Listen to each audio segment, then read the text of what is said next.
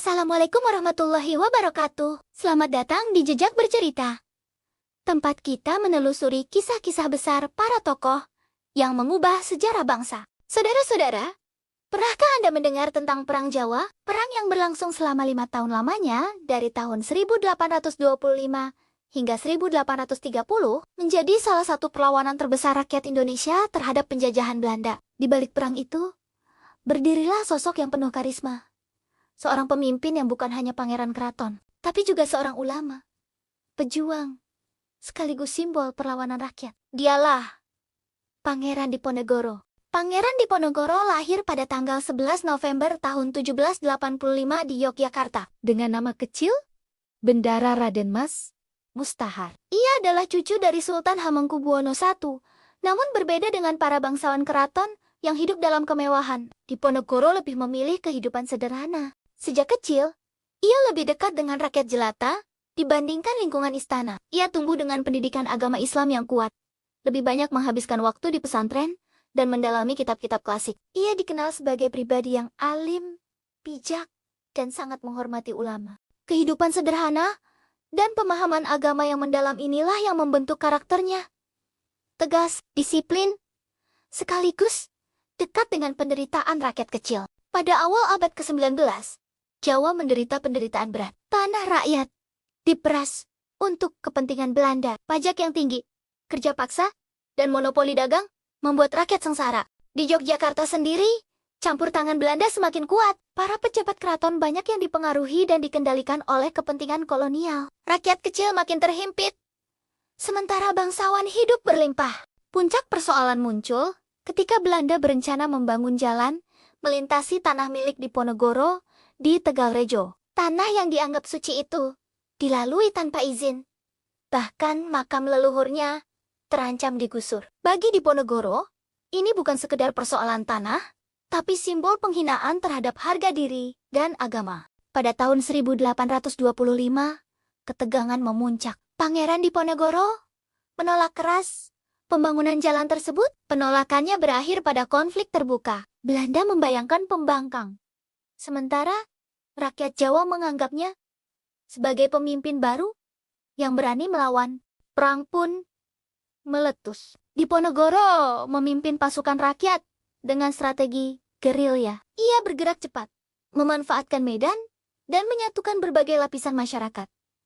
Petani, santri, ulama, hingga bangsawan yang setia padanya. Perang Jawa menjadi perang besar. Belanda diperkirakan bahkan ribuan tentara kolonial gugur. Biaya perang yang membengkak luar biasa, hingga hampir menguras kas Belanda. Inilah salah satu perang paling mahal dan melelahkan bagi pemerintah kolonial. Sebagai seorang pemimpin, Diponegoro tidak hanya mengandalkan kekuatan fisik, tetapi juga taktik yang cerdas. Ia memilih perang gerilya, menyerang secara tiba-tiba, lalu menghilang. Ia memanfaatkan dukungan masyarakat desa yang menyediakan logistik, informasi, dan perlindungan. Ia juga mengangkat nilai agama sebagai landasan perjuangan. Bagi Diponegoro, perang ini adalah perang sabil, perang suci melawan kebenaran dan ketidakadilan.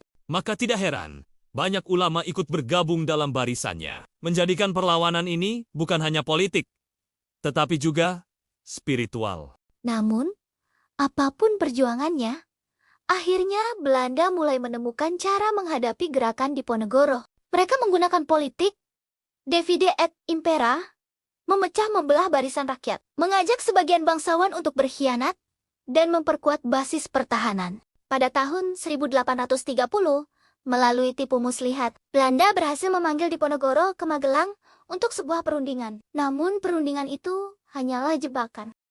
Dalam suasana damai, Diponegoro ditangkap secara licik. Peristiwa ini sangat mengejutkan rakyat Jawa.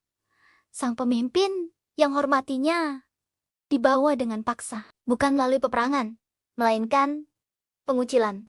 Dalam suasana damai, Diponegoro ditangkap secara licik. Peristiwa ini sangat mengejutkan rakyat Jawa. Sang pemimpin yang hormatinya dibawa dengan paksa, bukan melalui peperangan, melainkan pengucilan. Setelah ditangkap, Diponegoro diasingkan ke Manado, kemudian dipindahkan ke Makassar. Selama dalam membayangkannya, ia tetap menulis, merenungkan, dan mendekatkan diri kepada Allah. Meski jauh dari tanah Jawa, semangat perjuangannya tak pernah padam. Pada tanggal 8 Januari tahun 1855, Pangeran Diponegoro wafat di Benteng Rotterdam, Makassar. Ia dimakamkan di sana, jauh dari tanah leluhurnya. Namun, nama dan perjuangannya tetap hidup dalam ingatan bangsa Indonesia. Perang Jawa memang berakhir dengan kekalahan militer. Namun, secara moral, bangsa Indonesia mendapatkan kemenangan besar. Belanda sadar bahwa rakyat Nusantara tidak akan diam saja. Semangat Diponegoro menjadi api yang terus menyala, diwariskan kepada generasi berikutnya hingga akhirnya bangsa ini meraih kemerdekaan pada tahun ke-1945. Pangeran Diponegoro bukan hanya seorang pangeran keraton. Ia adalah simbol perlawanan. Seorang pemimpin yang mewakili suara rakyat kecil. Seorang ulama yang menegakkan agama.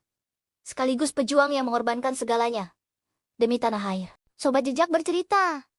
Dari kisah Pangeran Diponegoro, kita belajar bahwa sebuah perjuangan sejati lahir dari keberanian, keteguhan hati, dan cinta hingga tanah air. Semoga semangatnya menginspirasi kita untuk terus menjaga persatuan dan menegakkan keadilan.